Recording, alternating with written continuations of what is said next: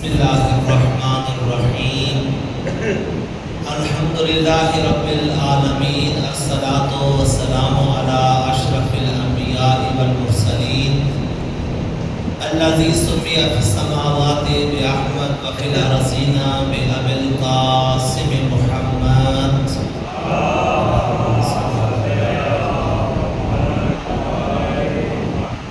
وآلہ الطیبین الطاہرین المعصومین المنتجبین لا سیما بقیت اللہ العظم فی الارضین ولعنت الدائمۃ علی اعدائہم اجمعین من یوم عداوتہم الی یوم قیام الدین۔ صلوات پڑھ لیں محمد و آل محمد۔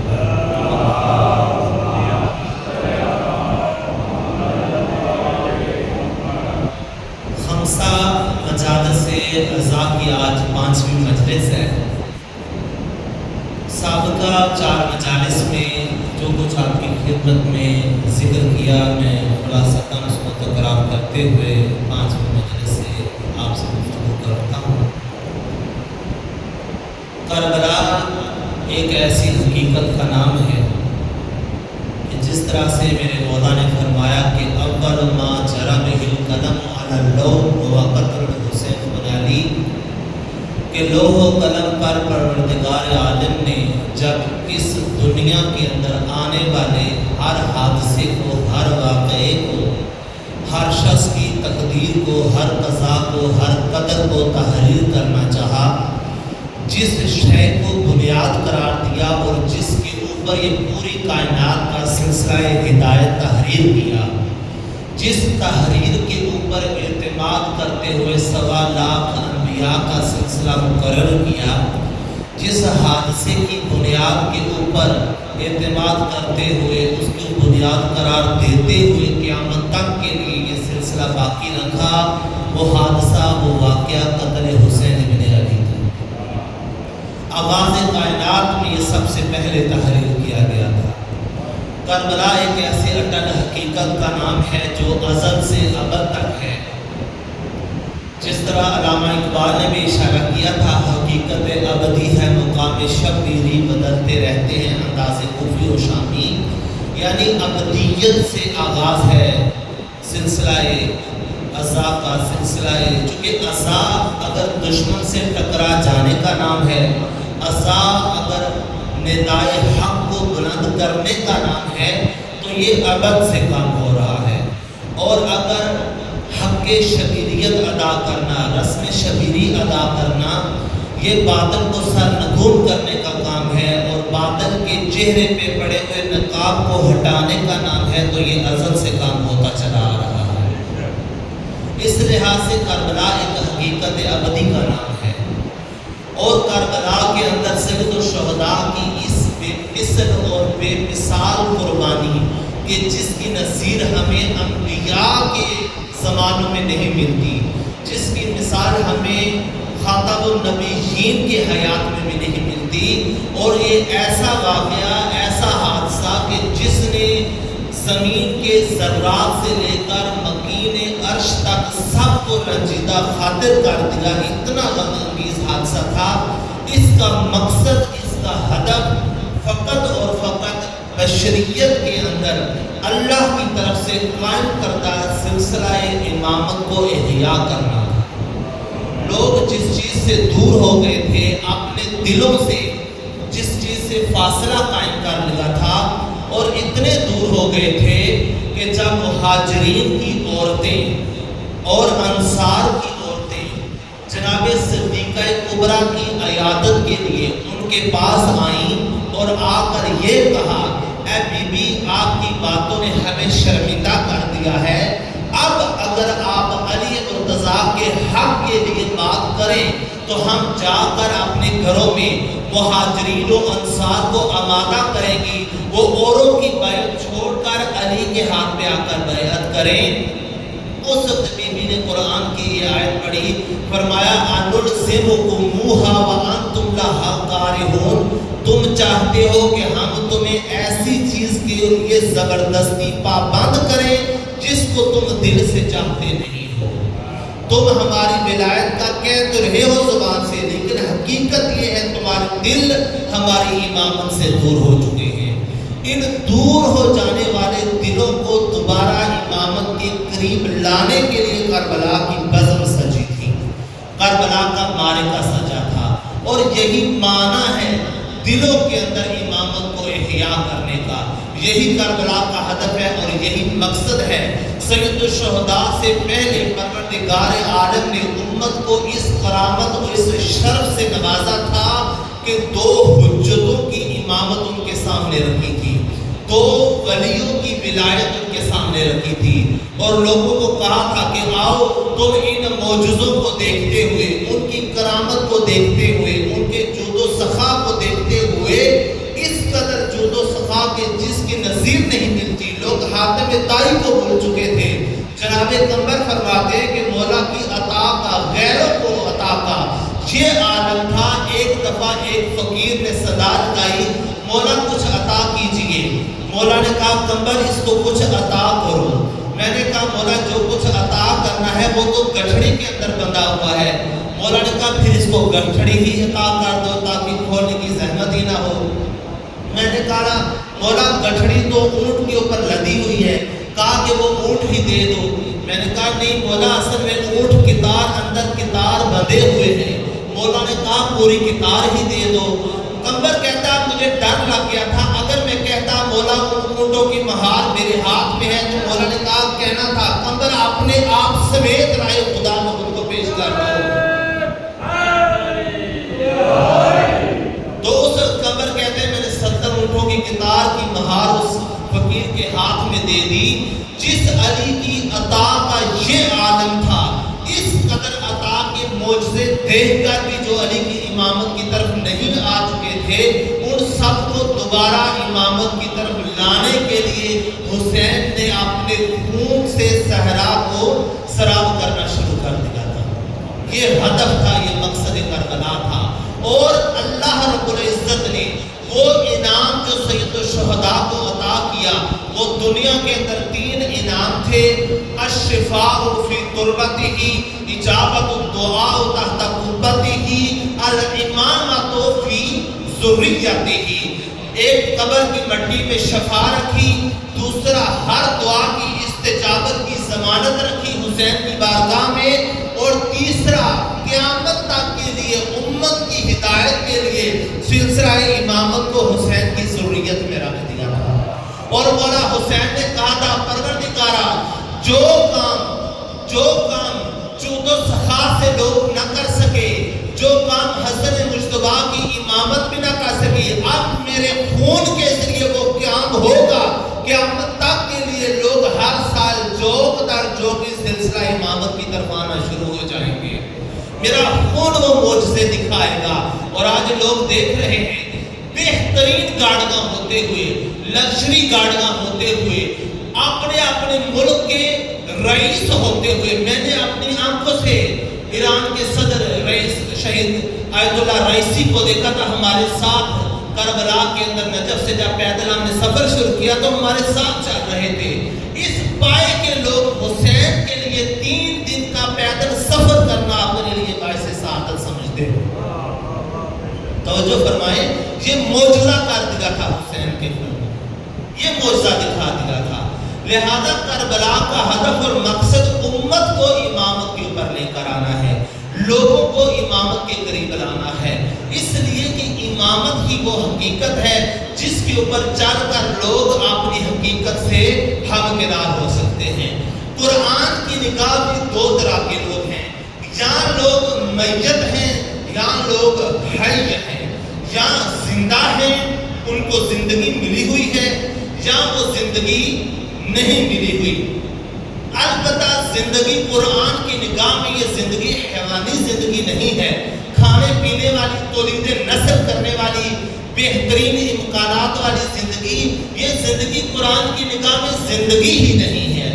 ایسے لوگوں کے بارے میں خدا نے فرمایا تھا، قرآن کریم کی آیت ہے أَوَمَنْ كَانَ مَيْتًا فَأَحْيَيْنَاهُ، وہ شخص جو کہ مردہ تھا پھر ہم نے اس شخص کو زندہ کر دیا، وَجَعَلْنَا لَهُ نُورًا يَمْشِي بِهِ فِي النَّاسِ، اور پھر ہم نے اس شخص کی زندگی کی نشانی یہ رکھی، اس کے لیے لوگوں کے اندر ایک نور قرار دیا، ایک نور رکھ دیا جس نور کو دیکھتے ہوئے اب وہ چل رہا ہے۔ یعنی قرآن کی نگاہ میں وہ شخص مردہ تھا، مولا سے پوچھا گیا یہ کون سے میتہ ہیں، کون سے مردہ تھے، کون سے مردار تھے جن کو اللہ نے زندگی عطا کر دی؟ امیر المومنین نے فرمایا در حقیقت آیت یہ کہنا چاہتی ہے اَوَ مَنْ كَانَ مَيْتًا عَنْ وِلَایَتِنَا فَأَحْيَيْنَاهُ بِوِلَایَتِنَا، وہ مردہ، وہ شخص جو ہماری ولایت سے منہ موڑ کر مردہ ہو چکا تھا، پھر اللہ نے اس کو ہماری ولایت پر لا کر دوبارہ زندگی عطا کر دی ہے۔ اور وہ نور جس کے تحت وہ انسان اپنی زندگی کے اندر سفر کر رہا ہے وہ نور امامت ہے۔ فرمایا جو بھی امامت کے اوپر قائم و دائم نہیں ہے، جو امامت سے رخ موڑے ہوئے ہے، وہ اللہ کی نگاہ میں مردہ ہے، شاید لوگوں کی نگاہ میں زندہ ہو سکتا ہے۔ توجہ فرما رہے نہیں فرما رہے؟ امامت در حقیقت معیار زندگی ہے۔ ایک چھٹے امام جعفر صادق علیہ السلام سے پوچھا گیا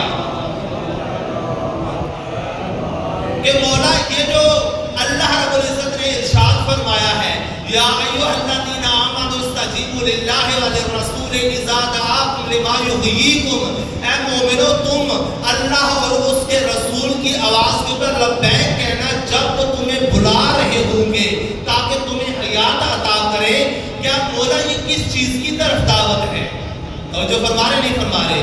ہمارے برادران نے تو آسان ترجمہ کر دیا یہ نماز کی طرف دعوت ہے، کسی نے کہہ دیا یہ زکوٰۃ کی طرف دعوت ہے، کسی نے کہہ دیا یہ فلاں چیز کی طرف دعوت تھی، کسی نے کہہ دیا یہ اپنے گھر سے پڑے ہوئے برتنوں کو لا کے بیچ کے رسول خدا کو پیسے جمع کرا دینے کی دعوت تھی۔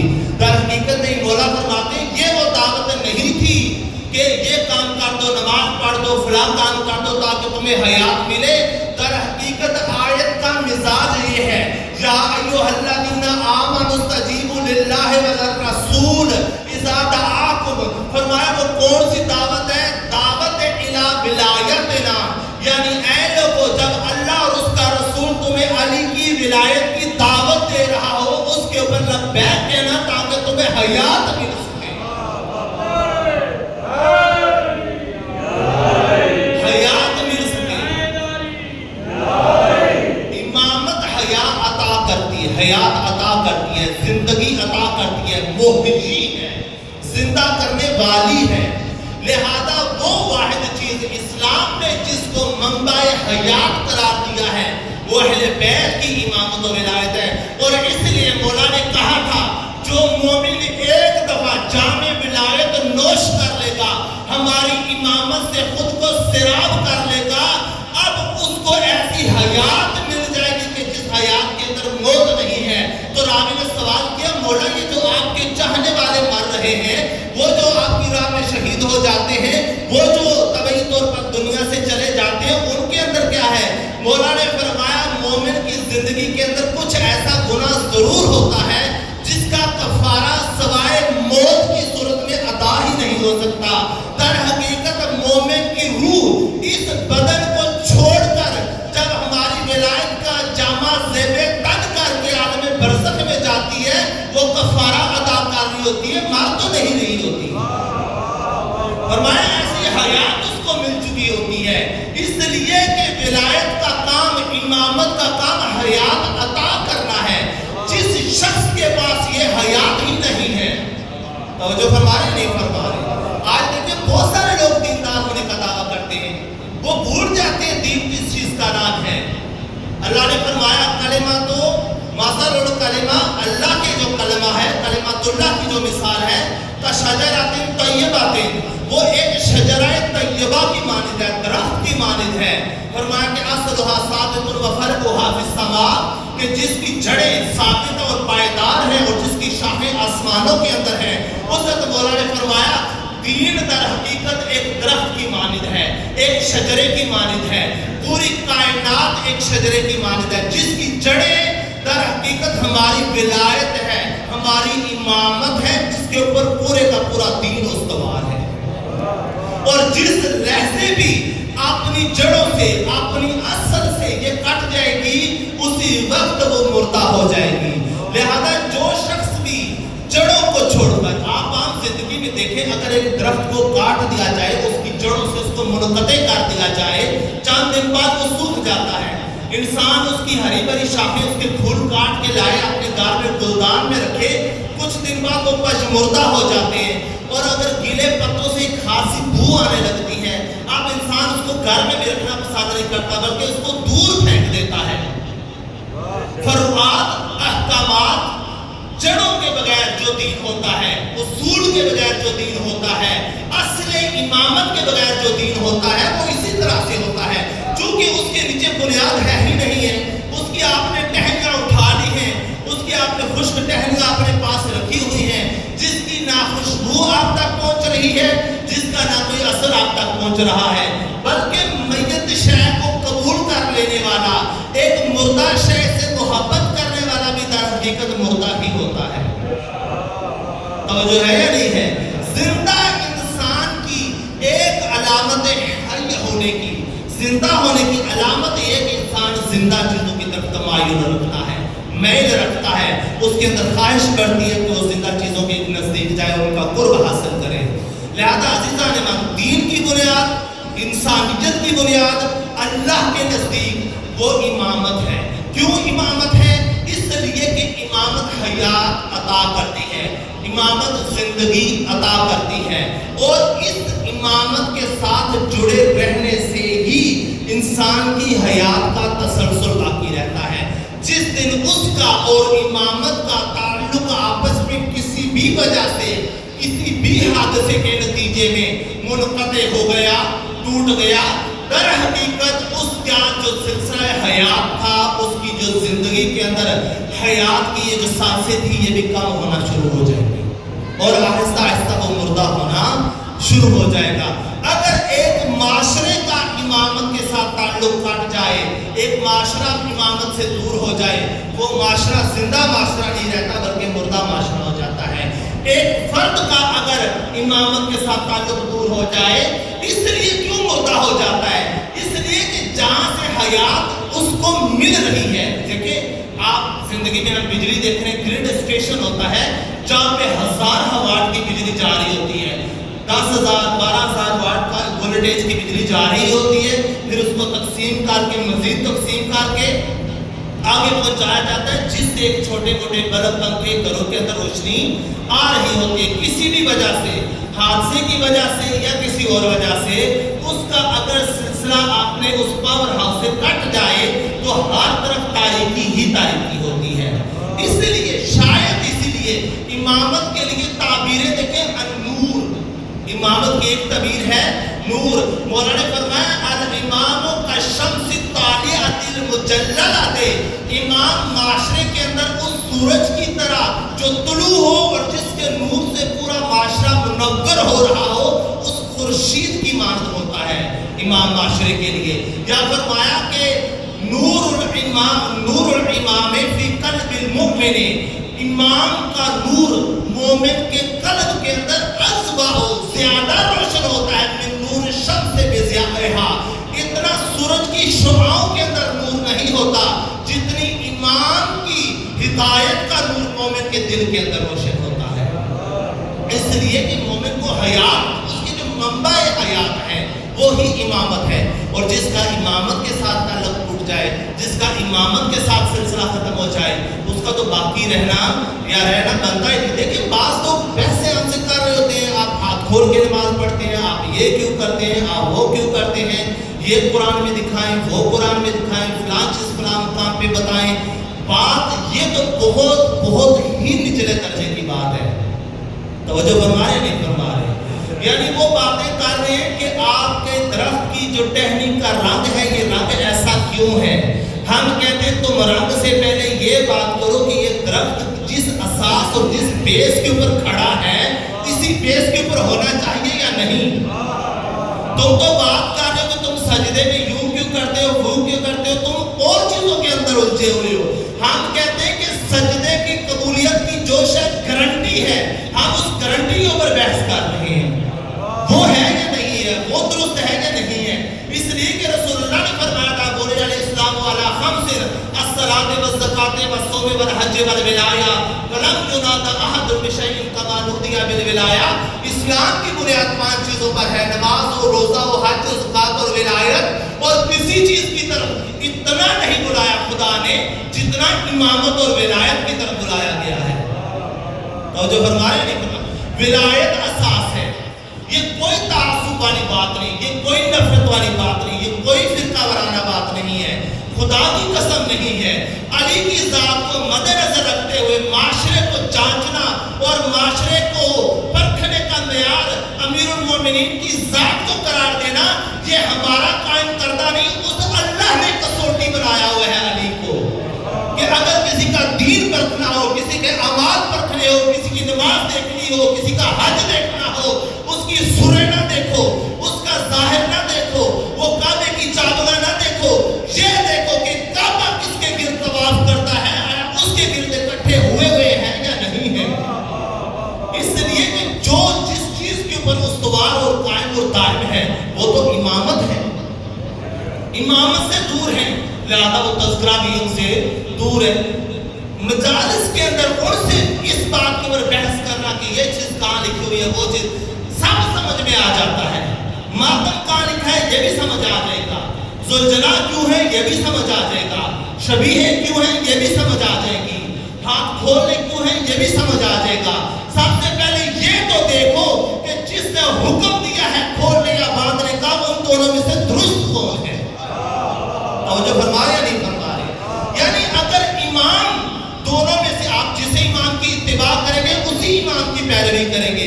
एक इमाम ने हुक्म दिया खोले, एक इमाम ने हुक्म दिया हाथ बांधे, तो देखना चाहिए किस इमाम की इत्तिबा का हुक्म अल्लाह ने दिया है, किस इमाम की इमामत पे कारबंद रहने का अल्लाह ने हुक्म दिया है, कि किसकी इमामत को ममदाए हयात अल्लाह ने करार दिया है। तो जो फरमाए नहीं फरमा रहे, लिहाजा इमामत की समझ आ जाने के बाद 2 मरहले आप देखें, तवज्जो फरमाइएगा। मैं अपनी तमाम 4 गुज़श्ता मजालिस का खुलासा आज आपकी खिदमत में अर्ज़ करने लगा हूँ। इमामत पहला मरहला अताए हयात है, यानी हयात मिल गई। 2 हमारे सामने हालतें थी, दोनों बगैर जिंदगी के थी, 2 ग्रोह थे।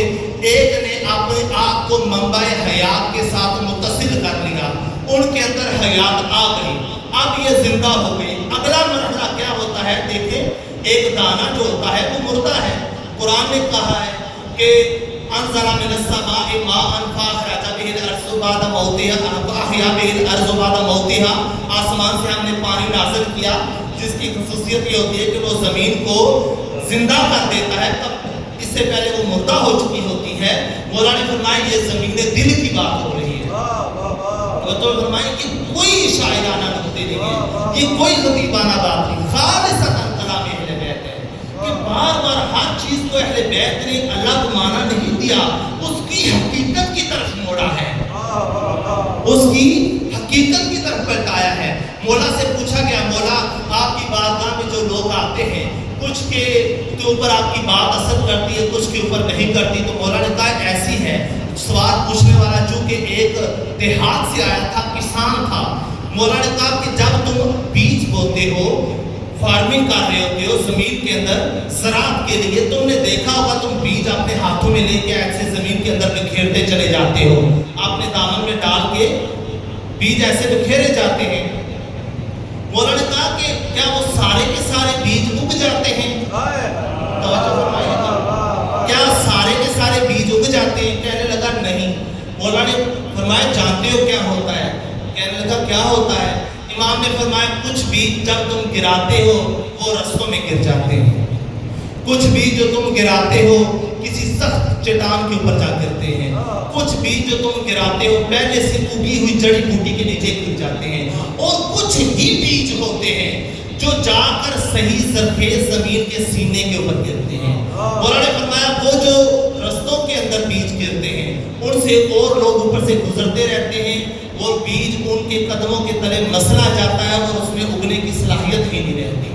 वो जो चट्टान के ऊपर गिरता है वो इतना वाज़ेह होता है, उसे कोई भी परिंदा आके चुग जाता है, खा जाता है, وہ بیج جو کسی جڑی بوٹی کے نیچے گرتے ہیں وہ اگتے تو ضرور ہیں لیکن وہ جڑی بوٹی اس کو پنپنے نہیں دیتی، اس کو قد بڑھانے نہیں دیتی، وہ اگتا ہے لیکن اگ کے پھر مر جاتا ہے۔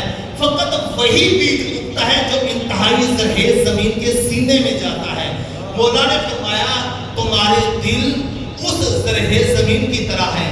ہم تو ہدایت کا بیج اس طرح بکھیرتے ہیں، کچھ کے دل رستے بنے ہوئے ہیں جہاں پہ ہر چیز آ جا رہی ہے، ہر طرح کی ٹریفک وہاں سے گزر رہی ہے، ہر طرح کا بندہ وہاں سے گزر رہا ہوتا ہے، وہ ہماری بات بھی سنتے ہیں، اس کی بات بھی سنتے ہیں، ہمارے دشمنوں کی بھی سنتے ہیں، وہ جو اچھی اچھی باتیں کرتے ہیں ظاہری طور پر ان کو بھی انہوں نے فالو کیا ہوتا ہے فیس بک اور انسٹا پہ، وہ رات کو ان کی باتیں سنتے ہیں، دن کو ہماری مجلس سنتے ہیں، صبح اٹھ کے کسی اور کا کلام سنتے ہیں، نہایتاً کیا ہوتا ہے اس گزرگاہ کے نتیجے میں وہ بیج خشک ہو جاتا ہے۔ توجہ فرما رہے نہیں فرما رہے؟ اور وہ بیج جو ایک بالکل صاف چٹان کے اوپر گزرتا ہے لیکن دل اتنا سخت ہو چکا ہوتا ہے، کوئی بھی چڑیا آتی ہے آپ اس کو چگ جاتی ہے، ہوس کی چڑیا اس کو چگ جاتی ہے، خواہشوں کی چڑیا اس کو چگ جاتی ہے، اور وہ بیج جو پہلے سے اگی ہوئی جھاڑیوں کے اندر اگتا ہے، دل کے اندر دنیا کی محبت گڑ چکی ہے، دنیا کے لالچ کے پودے اگ گئے ہیں، اب ان دلوں کے اندر امامت کا بیج، ولایت کا بیج گرا ہے، بیج اگا ہے، لیکن جھاڑیوں نے اس کو اگنے نہیں دیا، نیچے ہی دبا دیا ہے۔ فرمایا فقط اس دل پہ ہماری بات اثر کرتی ہے جو دل خالص ہو کے آتا ہے، صاف ستھرا ہو کے آتا ہے، زرخیز ہو کے آتا ہے کہ اب ہم اگنے کے لیے آئے ہیں۔ ورنہ فرمایا خدا نے جو کہا ہے وَأَنزَلَ مِنَ السَّمَاءِ مَاءً فَأَحْيَا بِهِ الْأَرْضَ بَعْدَ مَوْتِهَا، ہم آسمان سے پانی نازل کرتے ہیں جس سے کیا ہوتا ہے زمین مردہ ہونے کے بعد دوبارہ زندہ ہو جاتی ہے۔ مولا نے کہا ساری زمین تو مردہ ہونے کے بعد زندہ نہیں ہوتی، کوئی پھر کبھی صحرا کی صحرا ہی رہتی ہے، بنجر کی بنجر ہی رہتی ہے، ان کے اوپر تو کوئی اثر نہیں ہوتا۔ توجہ فرما رہے نہیں فرما رہے؟ ہر آیت کو امام نے فرمایا قرآن کے 70 باتیں ہیں، ہم ایک سے پردہ اٹھا کے کہہ رہے ہیں کہ ہر آیت ہمارے بارے میں ہے، باقی 69 جو ہیں ان سے اگر قائم آل محمد پردہ اٹھائیں گے، ہم نے اٹھا دیا تو لوگ دیوانے ہو جائیں گے، لوگ پاگل ہو جائیں گے، تحمل نہیں ہے ان کے اندر اگر ہم بیان کر دیں۔ امامت محیی ہے، حیات عطا کرنے والی ہے، لہذا حیات ملنے کے بعد پہلا مرحلہ کیا ہوتا ہے؟ انسان زندہ ہو جاتا ہے۔ آپ دیکھیں ایک آپ کھیت جو ہوتا ہے فصل جہاں پہ اگری ہوتی ہے اسی کے ساتھ ایک پگڈنڈی بنی ہوتی ہے، بننا جس کو کہتے ہیں پنجابی میں، اسی کے اوپر لوگ گزر رہے ہوتے ہیں، کبھی آپ نے دیکھا ہے اس کے اوپر کوئی چیز نہیں ہوتی، بالکل صاف ہوتا ہے، خالی ہوتا ہے، فقط وہ خاص ایریے کے اندر اگا ہوتی ہے، یعنی جہاں سے زمین حیات اس کے اندر آ چکی ہوتی ہے وہاں پہ رشد شروع ہوتا ہے۔ توجہ فرما رہے نہیں فرما رہے؟ رشد کے لیے، پنپنے کے لیے، نشو و نما کے لیے پہلا مرحلہ حیات کا ملنا ہے۔ جب ہمیں حیات مل گئی اب کیا کرنا ہے؟ اب ایک بات تو طے ہے، مردوں سے ہم جدا ہو گئے ہیں، اب ہم زندہ ہیں، اب ہم مرے ہوئے نہیں ہیں، کسی صورت بھی مرے ہوئے نہیں ہیں، مر کے بھی ہم مرے ہوئے نہیں ہیں۔ من مات علی حب آل محمد مات شہیدا، جو آل محمد کی حب دل میں لے کے مرا وہ شہادت کی موت مرا، اور جو شہادت کی موت مرا مولا اس کا کیا حکم ہے؟ لا تحسبن الذین قتلوا فی سبیل اللہ امواتا بل احیاء عند ربہم یرزقون، وہ تو زندہ ہے، رب سے رزق پا رہے ہیں۔ مولا یہ کون سا رزق ہے جو مرنے کے بعد بھی مل رہا ہے؟ مولا نے کہا ہماری ولایت کا رزق ایسا ہے جو دنیا میں انسان کو حیات عطا کرتا ہے، مرنے کے بعد حیات کا بڑا مرحلہ عطا کرتا ہے خدا، وہاں پہ بھی ہماری ولایت حیات کا رزق عطا کر رہی ہوتی ہے انسان۔ توجہ فرما رہے نہیں فرما رہے؟ حیات کے بعد اگلا مرحلہ رشد کا ہوتا ہے۔ اب زندہ جو ہو چکا ہے اس کے اندر بجلی آ چکی ہے، اب اس شخص نے ترقی کرنی ہے، اب اس شخص نے کمال کی طرف بڑھنا ہے، اب اس شخص نے رشد کرنا ہے، اب اس نے زندہ آگے بڑھنا ہے۔ رشد معاشرے نے بھی کرنا ہوتا ہے، معاشرے کے رشد اور معاشرے کے پنپنے سے پہلے، معاشرے کے نشو نما کرنے سے پہلے اپنی ذات کا، اپنی اندر کا، اپنی شخصیت کا رشد کرنا ضروری ہوتا ہے۔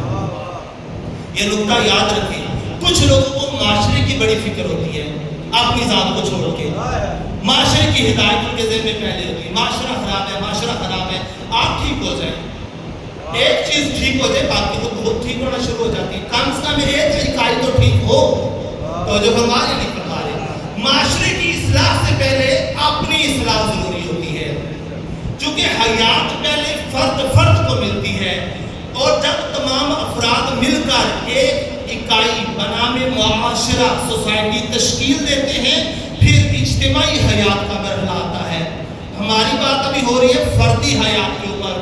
جب ایک شخص منبع ولایت کے ساتھ, منبع حیات کے ساتھ اس نے اپنے آپ کو جوڑ دیا ہے, متصل کر لیا ہے, آب حیات اس نے پینا شروع کر دیا ہے, حیات اس کو مل گئی ہے, اب اس نے رشد کرنا ہے. رشد کرنے کے لیے کیا کرنا پڑے گا؟ اس کو منبع حیات کے ساتھ ساتھ رہنا پڑے گا. توجہ ہے نہیں ہے؟ یوں نہیں ہوتا. آج بھی دیکھیں, جب تک آپ چاہتے ہیں نا آپ روشنائی چیزیں دیں, ان کو پاور ہاؤس کے ساتھ جڑا ہوا رہنا ضروری ہوتا ہے. ممکن ہے کوئی کہے آج کل تو ریچارجبل چیزیں آ گئی, آپ ریچارج کر کے بشک اس کو اتار لیں منبع سے, اس کے بعد بھی وہ روشنی دے گی. لیکن آپ جانتے ہیں بڑی سے بڑی, کم سے کم آج مثال ہے, بڑی سے بڑی بھی چارج ہونے والی شے ایک خاص مدت تک ہی چارج رہ سکتی ہے, اس کو پھر ضرورت پڑ جاتی ہے. جو لوگ ہوتے ہیں نا کہ کچھ عرصے کے لیے اہل بیت کی تعلیمات پڑھ لے, کہتے ہیں اب کافی ہو گیا, اب دوسری چیزیں بھی پڑھنی چاہیے تاکہ انسان کا ذہن کھلے. وہ ذہن کھولنے کے چکر میں جو اس کے دل میں آیا ہوتا ہے وہ بھی کما بیٹھتا ہے. بڑے بڑے اہل بیت کے در سے ہم نے جام ولایت نوش کرتے ہوئے آج دیکھیں گمراہ ہو گئے. انسٹاگرام فیس بک پہ ان کے آج کے دن کے آپ کالم پڑھنے جا کے. توجہ فرما رہے نہیں فرما رہے؟ یہ کون لوگ ہوتے ہیں جنہوں نے تھوڑی دیر کے لیے خود کو چارج کیا ہے پاور ہاؤس کے ساتھ, پھر خود کو ڈسکنیکٹ کر لیا ہے. اب اس ڈسکنیکٹ ہونے کے نتیجے میں کیا ہوا ہے, جب بیٹری ادھر سے ختم ہوئی, انہوں نے کسی اور منبع سے اس کو چارج کرنا چاہا. اب وہاں سے تو ان کو وہ اصلی روشنی نہیں ملے گی, اصل نور ولایت نہیں ملے گا, جو گمراہی ملے گی ایمان پہ ہونا شروع ہو گئی ہے. توجہ ہے یا نہیں ہے؟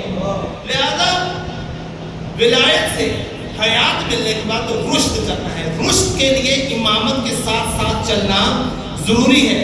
امام حسین علیہ السلام جب پوری تیاری کر کے ان کا کاروان کم از کم میں اپنے طور پر کہہ رہا ہوں 1 کلومیٹر مدینہ سے آگے آ گیا, امام نے پلٹ کر واپس دیکھا. وہ لوگ جو ودا کرنے ہوئے آئے ہوئے تھے نا مدینے کے بڑے بڑے لوگ, ان سب کو امام نے مخاطب کر کے کہا, کیونکہ کچھ لوگ کہہ رہے تھے مولا آپ مکہ جائیے, ہم بھی آپ کے پیچھے پیچھے آ رہے ہیں. توجہ فرما رہے نہیں فرما رہے؟ آپ چلیے, ہم انشاءاللہ تعالیٰ آ رہے ہیں آپ کے پیچھے پیچھے. آج بھی ہوتا ہے, آپ کسی کو پروگرام کی دعوت دیتے ہیں, وہ یہ کہتے ہیں آپ چلے میں بس آیا, اور اگلے دن پوچھتے ہیں آپ آئے نہیں. امام نے پہلے ہی واضح کر دیا. امام نے کہا کہ وہ شخص کہ جس کا دل اللہ سے ملاقات کرنے کے لیے راضی ہو چکا ہے, وہ شخص جو جام شہادت نوش کرنے کے لیے تیار ہے, وہ شخص جو اپنے آپ کو آزما چکا ہے اور وہ جانتا ہے کہ اب دنیا اس کی راہ میں رکاوٹ بننے والی نہیں, فَلْيَرْحِلْ مَعَنَا, اس شخص کو چاہیے کہ وہ ہمارے ساتھ معیت اختیار کرے. امامت کے ساتھ جڑے رہنے کے لیے سب سے پہلا قدم جو اٹھا کر کہاں پہ رکھنا ہے, اپنے نفس کے اوپر رکھنا ہے. نفس کے اوپر قدم رکھ کے آپ نے آگے چل رہے ہیں تو امامت کا دامن ہاتھ میں سنبھال سکیں گے. کیوں؟ امامت کے لیے کچھ چیزوں کو چھوڑنا پڑتا ہے, ان سے ہجرت کرنی پڑتی ہے, ان کو ترک کر کے انسان حرکت کر سکتا ہے نا. 2 قدم بھی چلنے کے لیے سابقہ قدموں سے انسان کو آگے آنا پڑتا ہے. یوں نہیں کہ ایک جگہ پہ رکے ہوئے انسان کرے اب میں چل بھی رہا ہوں, نہیں, وہ اس کو کم از کم ایک جگہ چھوڑنی پڑے گی. امامت کے ساتھ معیت امام میں آنے کے لیے سب سے پہلا مرحلہ اپنے نفس سے عبور کرنا پڑے گا. لَن تَنَالُوا الْبِرَّ حَتَّىٰ تُنْفِقُوا مِمَّا تُحِبُّونَ. اس کی تفسیر میں مولا فرماتے ہیں کہ یہ جو خدا نے کہا ہے کہ بر کو تب تک تم لوگ نہیں پہنچ سکتے جب تک کہ سب سے زیادہ محبوب شے کو اللہ کی راہ میں خرچ نہ کر دو. امام نے کہا ضروری نہیں کہ گھر میں کچھ سونے چاندی کی پڑی ہوئی ایسی چیز ہو جس سے تمہارے دل کی بہت زیادہ اٹیچمنٹ ہو چکی ہو, نہ, بلکہ اپنے دل کے اندر ہماری امامت کے علاوہ جس چیز نے بھی گھر کیا ہوا ہے, جب تک اس کو خرچ نہ کر دو, اس کے ساتھ جڑے ہوئے اپنے ایموشنز کو, اس کے ساتھ جڑی ہوئی اپنی اٹیچمنٹ کو خرچ نہ کر دو اللہ کے لیے, ترک نہ کر دو اللہ کے لیے, تب تک تم ہمارے ساتھ چلنے کے لیے تیار نہیں ہو سکتے. بڑے بڑے لوگ تھے, بڑی بڑی ہستیاں تھیں. مولا مدینے سے نکلنے لگے. ایک شخص نے کہا کہ مولا, بڑے جلیل القدر صحابی تھے جن کی نگاہ میں وہ ہے, انہوں نے کہا کہ آپ تھوڑی دیر کے لیے گھوڑے سے نیچے تشریف لائیں گے. امام علیہ السلام اپنی سواری سے نیچے اترے. فرمایا بولیے. کہنے لگے میں ضعیف ہو چکا ہوں, اٹھ نہیں سکتا, آپ نیچے آ جائیے, مجھے آپ کے سینہ اطہر کو چھونا ہے. امام نے کہا بسم اللہ. لیکن کیوں؟ فرمایا کہ اس لیے رسول اللہ نے کہا تھا کہ میرا بیٹا جو امام ہوگا, جو جنتیوں کا سردار ہوگا, بے یار و مددگار مارا جائے گا اور شقی ترین انسان اس کے سینے کے اوپر نیزے ماریں گے. میں کم سے کم وہ جہاں نیزہ لگنا ہے اس جگہ کو چومنا چاہتا تھا. مینٹیلٹی چیک کیجئے, مینٹیلٹی چیک کیجئے. یعنی پتہ ہے امام ہے, پتہ ہے برحق ہے, پتہ ہے شقی اور بدبخت ہی اس کو قتل کریں گے, نصرت کے لیے نہیں کیا ہے. کہنے لگے میں جہاں پہ نیزہ لگنے ہے اسے چوم لیتے ہیں. جی بھائی تم تو اتنا اثر رکھتے ہو, تمہاری تو اتنی سلام دعا ہے, تمہارے پاس تو اتنا مال و ثروت دیا گیا ہے, تمہارے پاس تو سب کچھ ہے, کیوں نہیں تم قدم اٹھا رہے؟ اس لیے کہ اگر میں نے قدم اٹھایا تو میری فیملی کا کیا بنے گا. تو جو فرمایا جب امام دعوت دے اس وقت سب سے پہلے اپنے نفس پر اگر آپ نے قدم نہ رکھا, ہم کبھی بھی امام کی معیت میں نہیں جا سکیں گے. نفس پر قدم رکھنے سے مراد یہ نہیں ہے ہم کاروبار چھوڑ دیں, ترقی کرنا چھوڑ دیں. نہیں, کاروبار کریں. خدا کی قسم میرا یہ ٹاپک نہیں ہے. سب سے زیادہ اہل بیت نے کہا ہے کہ تمہیں چاہیے کہ تم سب سے زیادہ دنیا میں ترقی کرو. حسنۃ فی الدنیا و حسنۃ فی الآخرہ. فرمایا حسنۃ فی الدنیا کا مراد یہ ہے ہماری امامت کے دامن کو تھامتے ہوئے دنیا میں سب سے زیادہ تم ترقی کرو, تم کمال پر پہنچو دنیاوی لحاظ سے, اور آخرت میں بھی تم سرخرو اور کامیاب ہو جاؤ. اور ہمیں چاہیے کہ ایک مومن کمزور ہے تو دوسرے مل کر اس کو پش اپ کریں, اس کو اٹھائیں, اس کو پوش کریں. دنیا میں ترقی رکاوٹ نہیں ہے عزیزان دین کے اندر, اس کے ساتھ اتنی اٹیچمنٹ رکاوٹ ہے اور باعث مشکل ہے کہ جب آپ کا امتحان آ جائے وہ اٹیچمنٹ آپ کو ایک قدم آگے بڑھنے نہ دے. اس اٹیچمنٹ سے ہم نے نکلنا ہے. ترقی کرتے ہوئے, آگے بڑھتے ہوئے, دنیا کی مہنگی ترین چیزیں رکھتے ہوئے, بہترین موبائل رکھنے میں کوئی قباحت نہیں, بہترین واچز پہننے میں کوئی قباحت نہیں, لیکن یہ چیزیں آپ کے لیے رکاوٹ نہ بنے, ان سے محبت نہ ہو.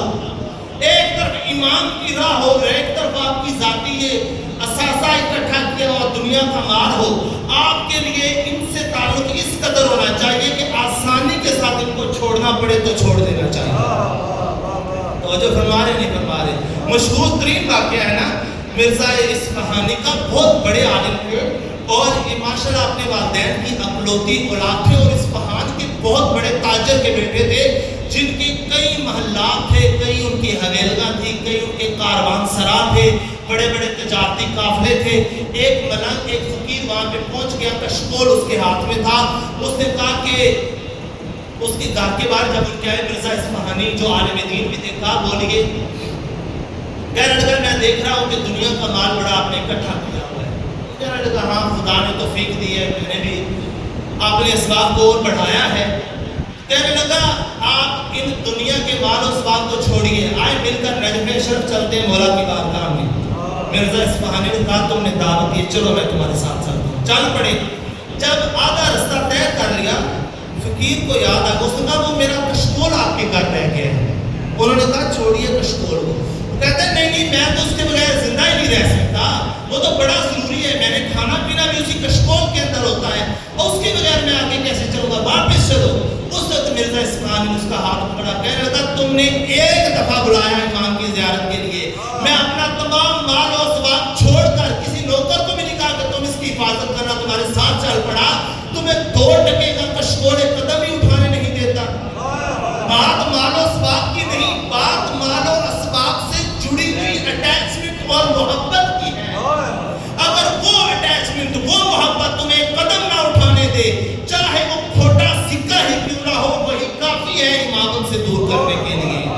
اور اگر آپ کے پاس آج دنیا کی حکومت ہو اور ایک طرف آپ کا آسانی سے کہہ سکتے ہیں. رہبر معظم سے یہ سوال کیا گیا تھا نا حضرت آیت اللہ العظمیٰ خامنہ سے، اگر آج آپ کو حکومتی عہدہ چھوڑنا پڑے، ولایت فقیہ کے منصب سے آپ دور ہو جائے تو آپ کیا کریں گے؟ انہوں نے کہا میں کسی دور دراز علاقے کی چھوٹی سی مسجد کے منبر اور محراب کے اوپر جا کر امامت کرواؤں گا، لوگوں کو اہل بیت کی طرف دعوت دوں گا، اور میں نے کیا کرنا ہے؟ توجہ فرما رہے نہیں فرما رہے؟ یہ جب انسان کا دل فقر کی اس منزل پر فائز ہو، وہ ولی بن سکتا ہے، وہ ولایت کے ساتھ اپنا آپ ظاہر کر سکتا ہے میں کس قدر متمسک ہو چکا ہوں. چھوٹی چھوٹی چیزیں جب رکاوٹ بن رہی ہیں انسان کے لیے، معمولی سی چیز بن جائے. عزیزان ایمان، ہمیں نفس ہے جو کسی طرف نہیں جانے دیتا. ان النفس لامارۃ بالسوء، نفس کا تو کام ہی یہی ہوتا ہے مسلسل میں ایسی چیزوں کے اوپر ابھارنا کہ جو ہمارے ضرر میں ہیں، جو ولایت سے دوری کا باعث بنتے ہیں.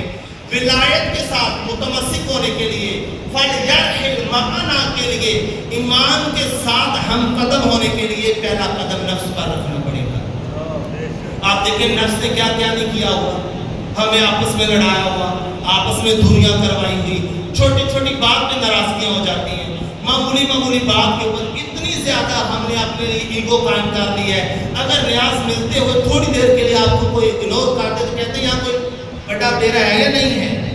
بھائی کیا ہو گیا آج؟ جی ہمیں دیکھیں اگنور کیا جا رہا ہے، کوئی بات نہیں. آپ کے گھر میں جو ہے وہ آپ نے خود کمایا ہوا ہے یا بعد میں حجت نے دیا ہوا ہے؟ کیا وہ ان کا دیا ہوا نہیں ہے؟ توجہ فرما رہے ہیں نہیں فرما رہے؟ جس کا عقیدہ اور جس کا ایمان یہ ہو روزے کل ورا پہ جم نہیں، اس کے دائیں ہاتھ سے کائنات کو رزق ملتا ہے، تو جو کچھ تیرے گھر میں ہے یہ تیرا اپنا ہے یا اس کا دیا ہوا ہے؟ توجہ فرما رہے نہیں فرما؟ کیوں معمولی سی ایگو کے لیے ایک دوسرے کے ساتھ ہم ناراض ہوں؟ کیوں معمولی سی نفسانی خواہش کے لیے میں ایک دوسرے کی غیبت کر ڈالوں؟ آج میں 11ویں امام حسن عسکری علیہ السلام تو بڑا خوبصورت قول پڑھ رہا تھا، اس کی عربی میرے ذہن میں نہیں، کتاب شریف پہ بہار الانوار میں مولا نے فرمایا جو بھی کوئی شخص ایسے آدمی کی تعریف بے جا کرے گا جو قابل تعریف نہیں ہے، وہ لوگوں کی تنقید کی زد میں آ جائے گا. جو بھی ایسے شخص کی تعریف کرے اور بے جا تعریف کرے جو لائق تعریف نہیں، وہ تنقید کی زد میں آ جائے گا. اس لیے کہ اس کائنات مادی کے اندر، اس جہان فانی کے اندر اگر کوئی لائق تعریف ہے تو وہ وہی ہے جن کے اوپر ہم نماز میں درود پڑھتے ہیں. ان کے علاوہ جو بھی ہے وہ کسی نہ کسی نقص کا حامل ہے، اس میں ضرور کسی نہ کسی جگہ پہ شارٹیج ہے، کمی ہے، نقص ہے. ہمیں کیوں کسی ایسے شخصیت کو بیان قرار دینے کہ جب اس کے بارے میں کوئی پتہ منفی یا کوئی ایسا نیگیٹو کمنٹ کر دے تو ہم پھر اس شخص کے لیے وہ کلمات کہنا شروع کر دیں گے جو نام لینے سے انسان کتراتا ہے. عزیزان ایمان، محمد وآل محمد صلوات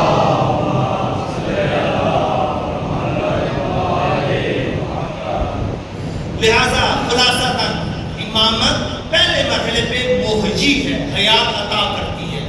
حیات ملنے کے بعد اب صف مرتقاب سے الگ ہے، اب زندوں میں آ گئے ہیں. اگلے مرحلے میں رشد اور نمو کا مرحلہ ہے. اب ہم نے آگے بڑھنا ہے، اب ہم نے ترقی کرنی ہے. عزیزان اگر ہم ساری زندگی اس بات میں مناظرہ کرتے رہے کہ وہ مردہ ہیں ہم زندہ ہیں، وہ مردہ ہیں ہم زندہ ہیں، وہ منبع حیات سے متصل نہیں ہے ہم متصل ہیں، اتصال کے بعد اگلا مرحلہ رشد کا ہوتا ہے. رشد نہ کریں ہم تو چھوٹے چھوٹے بچے رہ جائیں گے، اور چھوٹے بچے معمولی باتوں پہ الجھتے رہتے ہیں.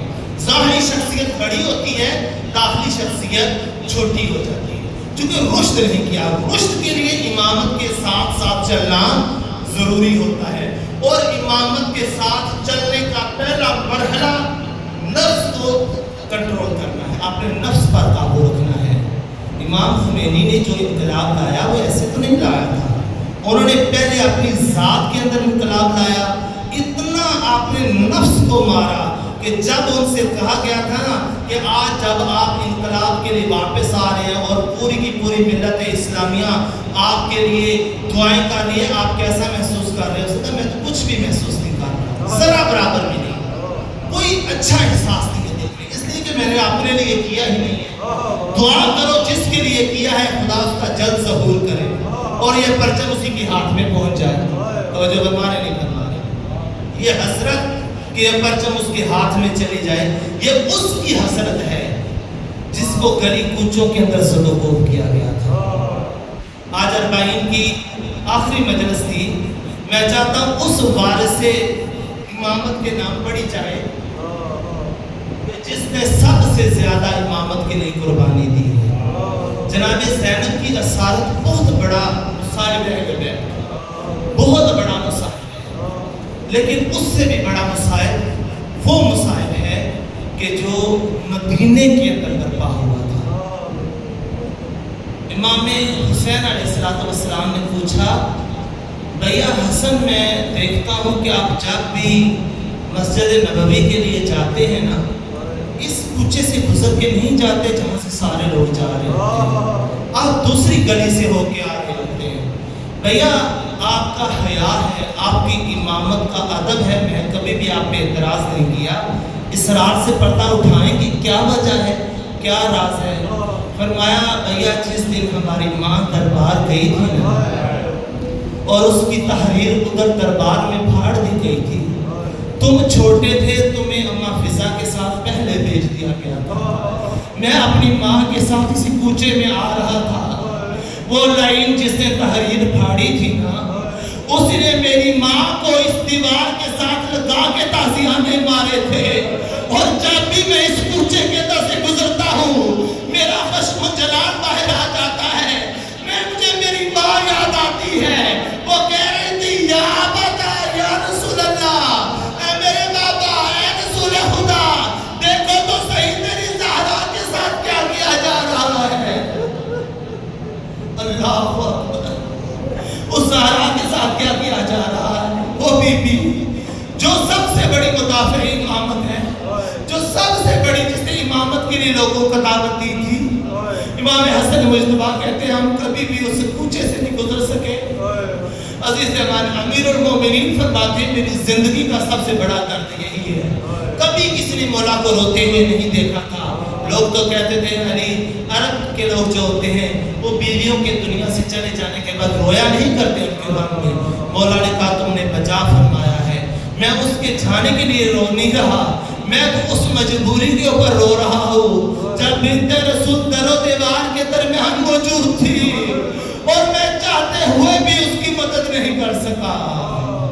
الا لعنۃ اللہ علی القوم الظالمین وسيعلم الذين ظلموا أي منقلب ينقلبون۔